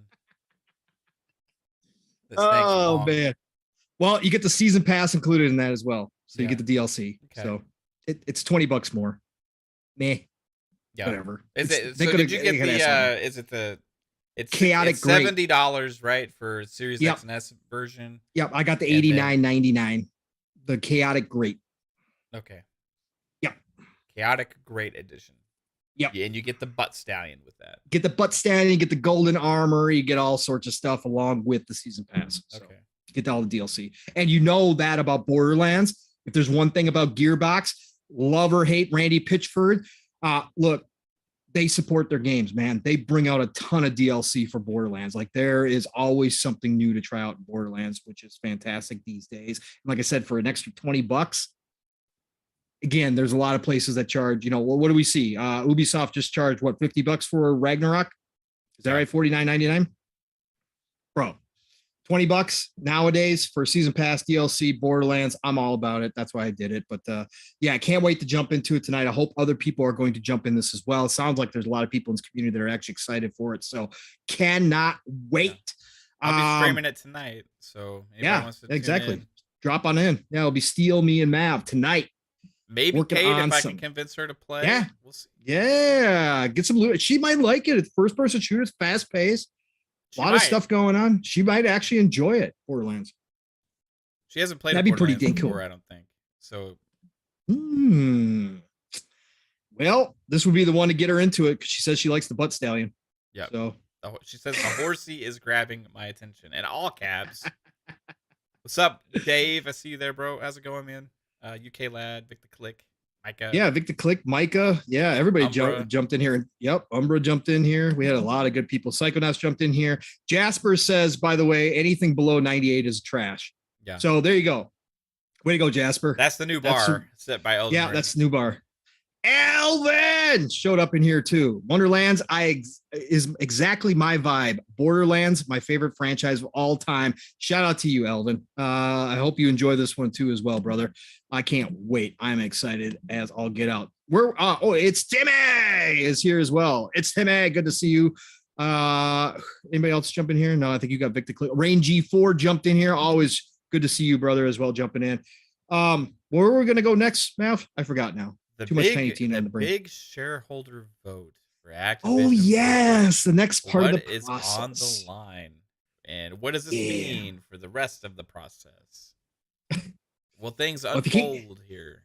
If you can't, yeah. So for anybody who's not up to date, Activision Blizzard calls for its shareholders to gather together on April 28th to do an official vote on the deal. This is required. This is all part of the process, obviously. And so this is not unexpected. Some people are trying to say, well, this is really soon. No, it's not really soon at all. This is all within line with where kind of time frame wise, go back and watch Hogue Law. Talk about this, an actual mergers and acquisition attorney. He's broken down this deal time and time again. Go check out his channel if you want to hear like the legal side of things, like the official side of things, not just two gamers sitting around BSing about it like me and Mav. This is all part of the process. This is to be expected. So April 28th, the shareholders are expected to attend. Look, they have set it up where if a shareholder does not attend, it will be counted as a nay vote. Which is interesting. Yeah, go ahead. It is interesting, but the expectations here again are that this is such a huge deal that the shareholders, so much is at stake money wise when it comes to the individual shareholders, that they will show up. And honestly, if you look at the breakdown of shareholders, the majority is owned by a few big investment groups, right? You have like 70% probably owned by like 5 people or some shit like that. Whatever, correct. Yes, it's a giant portion that is owned by just a few. So therefore, it's not going to make that big of a difference. Again, just assuming anybody who doesn't want to show up for this really doesn't care. So a nay vote, whatever, it's not going to matter at the end of the day. So yeah, April 28th, results are expected to be released by May 4th. If the merger is not approved, Activision Blizzard has put out the warning that stock will decline significantly, which is obviously they're putting the shot across everybody's bow, including the governments, saying, look, if this deal does not pass, whether it's by the shareholders or whether by the government saying, no, we're not going to allow this go, sue us, we'll see in court. Either way is going to mean very, very bad things for Activision Blizzard, which, again, a lot of times you would say, well, this is kind of just drama. No, in Activision Blizzard, with everything that's going on, with all these lawsuits out here, now they did get some news concerning some of the lawsuits. Some of those things are going to be finished here shortly. But with all that going on, with obviously the head of the cancer still there and Bobby Kotick, the shares have the potential to bottom out hardcore. They were already in the 60s when Microsoft made their offer. There's a chance if this deal did not clear that it could go even lower, because there would be massive questions about where Activision Blizzard goes from there, because there's not too many companies out there that have the money that a Microsoft does to make a fair offer, which enriches the shareholders, gets Bobby Kotick out of there, releases kind of everybody from the responsibility, and keeps all the devs together with no closures, no nothing. There's not too many companies out there willing to do that have the capital to do it. So this would end in a lot of what ifs, and that is bad for stock. Nobody wants what ifs in stock. Everybody wants the sure thing. Mav, what's your take on it? What do you think, brother? Yeah, I think it's, like you said, it's the next step in the process. I expect it to go through, just because people like money, and I don't know what the actual like shareholder count is compared to like how many votes certain people have and all those different things. You know what I mean? But I would assume that the majority of the shares are owned by people that would say yes to this, just out of an assumption, right? Yep. And I think is the vote by share, or does somebody who owns one share have the same vote as somebody that has 100 shares? I wouldn't think so, right? I mean, yeah, that's a good question. That I don't know. That would be a whole law question. Like that one I don't know, because I would think if you have a lot more money invested in a company, your vote would hold more weight than somebody that has a lot less. One thing I will add to Mav in this article from gamesindustry.biz, great place to go for the hardcore news stuff. Anyways, they say in their article that the vote is described as non-binding and just as an advisory vote. So, but Activision is still emphasizing the importance of the vote, stating that the merger cannot be completed unless the majority of its shareholders approve. So that is one big piece of it. So what happens is if they vote yes, it just continues on the process. Yeah. And then at that point, then it's up to just the governments and stuff like that to give the final go ahead, and then it's done. Right. Here we go. This means if the merger is approved and completed, which was still expected to occur by June 30th, 2023, Activision Blizzard will delist from NASDAQ and no longer be publicly traded. This means the shareholders will no longer own stock in the surviving business, which would be a wholly owned subsidiary of Microsoft. However, shareholders will have the option to convert shares and will be entitled to receive $95 in cash for every Activision Blizzard share they hold. Activision Blizzard also detailed the consequences if the merger is not completed. The aforementioned $95 per share payment will not be made, and the company will continue to be listed and traded on NASDAQ. However, Activision warned it expects the price of a stock to decline significantly. It added, there will also be no assurance that any other transaction acceptable to Activision Blizzard or its stockholders will be offered, or that Activision Blizzard's business prospects or results of operations will not be adversely impacted. So again, this does not go through. Activision may have to close down dev studios.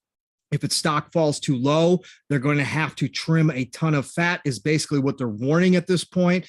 Devs will be out of work. Shareholders will not have the value of their stock that they want it to be, because Microsoft has made more than a fair offer here. Again, Microsoft at $95 probably put the price point out of reach for most companies, unless an Amazon were to step up, unless a Tencent were to step up. There's only a few companies who could offer that dollar per share amount. And that's why Microsoft did. They went up and beyond even what they really had to make sure that the shareholders felt taken care of at the end of the day. And that was would look at this. Also with the leaked documents, or that not leaked, but the actual release documents about publicly released.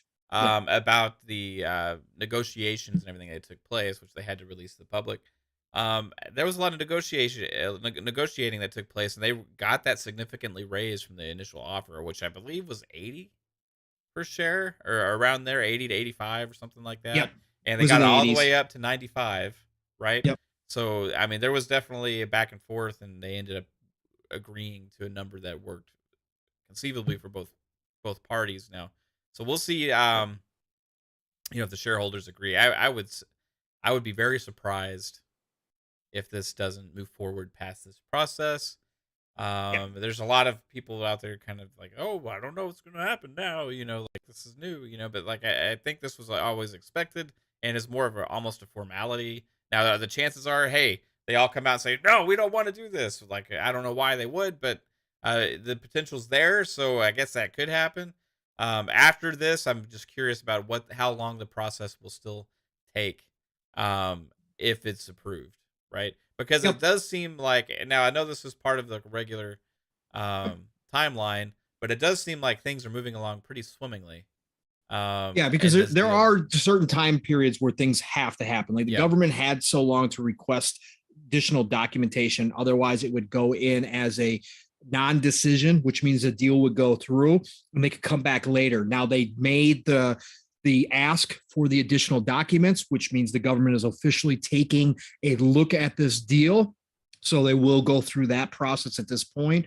But as we talked about, as I listened to Hogan's stuff, again, the June 30th, 2023 date is like worst case scenario date, right? That's like if the government that's if the government is asking for, all sorts of stipulations and they're going back and forth with Microsoft, all that kind of stuff. Chances are, like I said from the beginning, with Microsoft taking an upfront approach to this deal, already being in the public, talking about things, Call of Duty staying on all platforms, maybe even expanding to the Switch, taking all of these kind of unnecessary steps to say, hey, we're the good guys here. We're going to make this deal happen no matter what. We're not going to take away we're not going to take any unfair advantage from this deal outside of new IP being exclusive, which is only fair. All the rest of it stays on everything that it's already on. Them taking this open arms approach, I believe internally they are trying to get this deal done before the end of the year so that right around holiday season, they can make the big announcements that the deal is done. Every game that possibly can is going to be in Game Pass from Activision Blizzard. I mean, what a huge momentum that would be coming in. At that point, announced World of Warcraft coming to Xbox, which had already been rumored before. Yep. Dude, I mean, it's in Microsoft's best interest to be agreeable right now. Yes. Right? Now, there may be some things they're not willing to concede on, right? But, correct. They could make some ridiculous requirements, that Microsoft says absolutely not. We'll see you in court. Yeah, and remember, Pachter had come out and said he expected them to receive that list soon, right? So we don't know. Maybe they already have. But I think it's in their best interest to try and get this deal done as soon as possible, because then you get the added benefit of the games and all these other things that you can put into your service sooner than later, right? Including the newer Call of Duties that are coming out and all of that. So. Starfield, Forza, Redfall. Then you announced the Activision Blizzard deal being done. All those games coming into Game Pass. Series S on sale for $250 during holiday season, during Black Friday. Brother, you were talking about an unstoppable force. You're talking about the best deal in gaming, just getting nearly another almost 30% more games just off of one deal jumping into Game Pass. I mean, it'd be ridiculous how many games they could put in there. And that includes all the Call of Duties. And oh, by the way, that latest Call of Duty that just dropped, that's also coming to Game Pass. Yeah. Modern Warfare 2 coming to Game Pass. Oh, bro, that'd be ridiculous. Yeah, ridiculous. start putting like perks for Warzone in there. Yes. You know, like free content, free this, free that. Yep. Man. In our RWK88, you are correct, sir. I did read that statement as well, that Warren Buffett had geniusly, as it just so happens, he catches wind of things. He had invested a lot of money into Activision just prior to the acquisition. That is true, meaning that he knew something would come out about a deal getting done. And so there's a lot of big people wrapped up in this money-wise. And like I said, there's going to be a lot of grandstanding by the government. The FTC wants to make a statement. They're going to make a statement with this one for any big deals going forward from tech companies. I get all of that, but you have a willing party in Microsoft to give in a lot to get this deal good to go through, because all the people that focus on the Call of Duties and all that kind of stuff, yes, those are big parts of this. But in the end run, this is a deal looking forward 20 years from now, and they want this deal to go through no matter what, and they will concede a lot to get this deal to go through in a reasonable time. And I think that's why they make it happen before the end of the year. Yeah. Yep. Agree, man. I'm excited for the future. Yeah. Can't wait. I can't wait to wait after this gets announced. Oh yeah, like 90% voted yes, or whatever it is that's going to be announced, and then the next step, and then the next step, and then we get that big announcement day of all that. Shizno, and I agree to you that it's not fair if they do require things that they've never required of other companies. Again, this is the government we're talking about. When has the government ever been fair, sir? I'm sorry to put it that way, and I'm sorry to have to say that out loud, but it's the truth.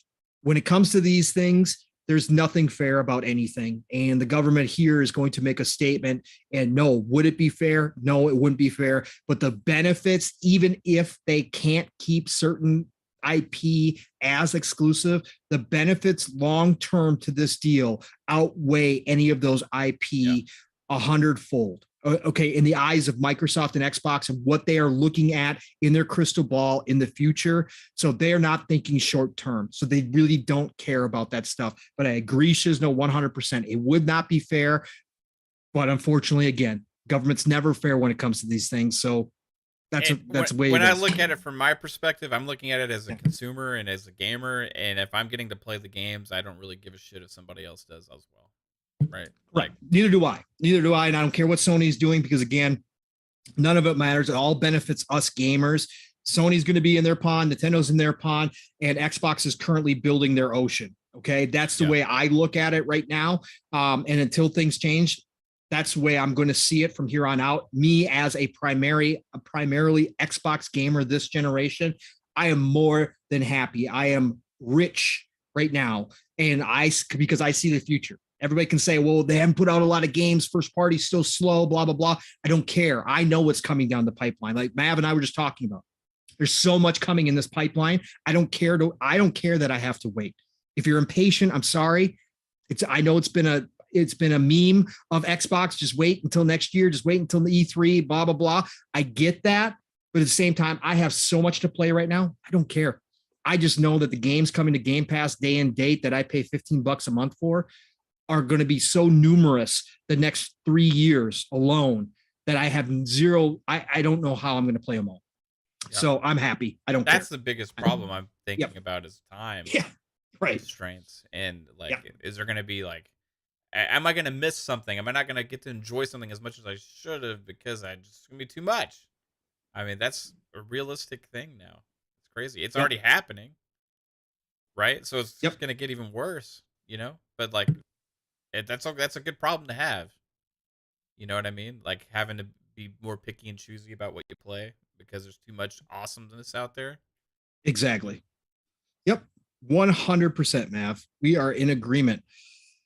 Brother, solid 2 hours. You want to again, I'm drained, but I'm gonna try to buck up here if you have any other topics you want to cover. No, I mean, I think we covered the gamut here. I mean, I'm happy to wrap it up, and I'm going to make sure I get this game installed because tonight, I don't, what time are you planning on hopping on? You and Steel? I'm going to be hopping on as soon as I get something to eat. So shortly here. So yeah. I'll be on because I'm already in New Zealand. So it was great. Right, it was a great flight. I'm going to have to catch a flight and do that. So I'm going to go book a ticket, and I guess it's going to be a $70 ticket. I'm going to book that, and then maybe 90 now because of the fucking butt stallion. Maybe 90 now. We'll see. And then stay tuned. We'll be streaming Tiny Tina's Wonderlands tonight here on Fun Speculation. Shout out to RWK88 with a $2 super chat. Thank you, bro. Appreciate hey man, it. I'll be right back. Hold on. Yep. He says, you think Fed throws in little lesson about harassment? Maybe it could be mentioned here, but I think even with all of the stuff going on, like, I think it's best for Activision in that situation still to be acquired as opposed to not. So if they're looking out for the best interest of the employees of Activision Blizzard, which I'm hoping the government would be doing, they should consider this as something that needs to happen. Because if you don't, then maybe it's not in the best interest of the people that actually work there and also the consumers as well that play the games. So if that's what they're all going for, then they should be in vote of yes. Now, I don't think they would like penalize a company from being acquired because they have a bad track record with that stuff. However, I do think that the other things that have been going on with the Activision Blizzard could be penalized in other ways, which they have been. You know, they've been sued by the state, criticized heavily. Now, Bobby Kotick, unfortunately, is going to go out on a golden parachute no matter what, because he owns so much stock. So that just kind of is what it is. But as far as the government doing anything about that, as with the acquisition, I don't foresee that at all. Anyway, all right. I'm back. Sorry. Yeah, no problem, man. Yeah, so I'm gonna get it installed, and stay tuned. But dude, hey, Pong, this was fun. Yeah, this has been a fantastic show, Mav. Another one, and Caitlin informed us in the chat that this is episode 19, so we're 19. Ready to hit 20. Okay. Yeah, 20 is next week. Thanks you to Caitlin. And Caitlin, yes, I am getting crushed by seasonal allergies. Yes, just like you. Episode 19 in the books. Look, it was a fantastic show, Mav. We did it again, brother. We show up here every Thursday, and somehow we put this together. You and I just having a chat, the chat throwing in chat, and look at us. This is what we wind up with, a great show. Look at us. Who would have thought? Who would have thought? Who would have thought? Who would have thought? Who thought? I love that meme. Anyways, great show, Mav. So, hey, brother, besides tonight, now streaming some Tiny Tina and Wonderlands, where else can people find you this week? What you got going on, man? What's going down with the fun speculation? Well, what we got going on now here is we got now some Xbox Ultimate podcast tomorrow night, or that's at 9 p.m. Eastern time over here on the Fun Speculations. On Saturdays, we usually have that FSP there show, but, Gaming Key's on a little bit of hiatus, and he's going to be gone for some time being. And with my schedule, it's been kind of crazy. So I'm kind of working on maybe rescheduling some stuff on the channel, you hear, see. So we'll see about FSP. But as always, you can check out Fun Pop on Wednesdays, and we're going to have lots of insight on that Halo TV show that we just done not watched out last night, you hear. And then always back at it on a PM and the PM with Caitlin my buddy. says stop. Caitlin says stop. She's getting turned on. My buddy now here now my buddy Pong Soul here on the PM and the PMs. He takes the captain's seat, and you can catch us always here on the Thursdays. Follow me on Twitter there on the Fun Speculation, and hit that notification bell and all that fun stuff. You can find out when we're live. Have a good one, everybody. Now, Pong Soul, what about you in the 1,100,000 podcasts you take part in, sir? Look, I could do that, by the way, but I won't. That was enough for one show. Everybody was great. Again, chat, thank you all for showing up tonight. Awesome to see you all the familiar faces, everybody showing up, even some new faces weekly here. which is great to see. Please share this out. Business side of things, it does help us. YouTube has been really wonky lately. So please, always when you get a chance, retweet, a quick share out. I know, sometimes it's just annoying as all get out when people ask for it, but really the way YouTube's working lately, it's so important. It means $1 million to us when you do it, not literally, but it really does at the end of the day become really important. So thank you all for being here each and every week with us. Great to be here on a Thursday night, even when I'm feeling like this. It makes me energized and a little bit, which is always helpful. But Pong Soul, Xbox, Twitter, you all know that. Find me, follow me. I'm approaching 2,500 on my Twitter account, which is absolutely freaking unreal.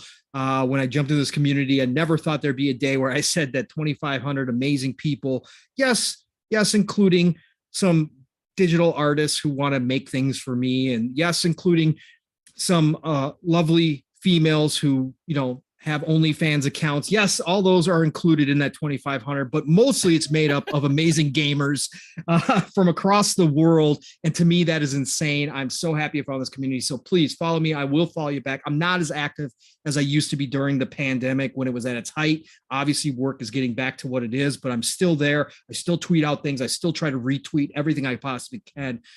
Love to see you all following me. Otherwise, you can find me tomorrow night over on Xbox Ultimate. I'll be jumping in there at some point. Like Mav said, for all of you that didn't understand what he was saying, Xbox Ultimate tomorrow night, 9 p.m. Eastern, 8 o'clock Central Time on this same channel, Fun Speculation. We will be there having a great old time on a Friday night. Saturday mornings, living split screen, set your alarms. My brother from another, Steel, Rain, and I. Yes, you'll probably hear him tonight on Mav's stream if you show up and watch the Tiny Tinas. We will be together as always Saturday morning, 10 a.m. Eastern, 9 o'clock Central Time, living split screen. It's a two-man show just like this. We deep dive across the entire industry, 3+ hours. Last week was nearly 4.5 hours long. So just buckle up, turn us on. If you have to go do something and you got to come back, that's cool. We'll probably still be live. That's the way Steel and I work. We love talking about gaming. So please drop in living split screen, 10 a.m. Eastern, 9 o'clock Central Time, 3 p.m. UK time. Saturday night, the Shop Podcast, PTK Blam's channel. Go check that out. PTK has been doing it for over 5 years now. Great show to end your Saturday night. Myself, PTK, Fuzzy. I don't know if we have a guest this week or not, but join us Saturday nights, 9 p.m. Eastern, 8 o'clock Central Time. Now that the time is shifted, we're back to that. So 9 p.m. Eastern, 8 o'clock Central Time, Saturday nights, the Shop Podcast, PTK Blam. Otherwise, Tuesdays, Xbox Factor Podcast, although I may not be there this week again. Getting sketchy on these Tuesdays, but Xbox Factor Podcast, Mr. Boomstick, Double Barrel Gaming, Mav's there what he can, Archimedes, Boxenberger, as most people know him by now, VJ, Mr. Joanna Dark, who was in here earlier, and myself. We're going to have a great time on Tuesdays talking all things Xbox, 12 p.m. Eastern, 11 o'clock Central Time. Otherwise, back here next Thursday night, like Mav said, for PM in the PM episode 20. I love round numbers. I love even numbers. But anyways, It is the golden age of gaming, people. That's what we keep trying to tell all of you. There's no better time to be a gamer than right now. There's so much to play, so much to do. Go enjoy it. Play what you love what you play. Thank you all for joining us this evening, and we will talk to you all real soon. Nothing but love and respect. Have a good night. Hey, Pong. Yeah. I have a $5 super chat real quick from Andrew Collinane.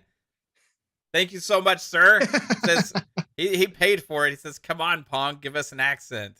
All right, well, right here, what we got going on right here is the end of the show. See, so when we got the end of the show, it's PM to PM. That's when Mav and I are going to sign off, and we're going to go play. We're going to play some Tiny Tinas tonight. That's right, Tiny Tina. She's a cute little thing, right? She's about 12 years old. She's permanently like 12 years old, but we're going to go play her game because she's running a D&D table, and we're going to go shoot some guns in D&D. Can you imagine that? That's just crazy talk, right? There we go. That's it. Bye, everybody. I hope you enjoyed that, my buddy Paul. Bye-bye. See y'all later.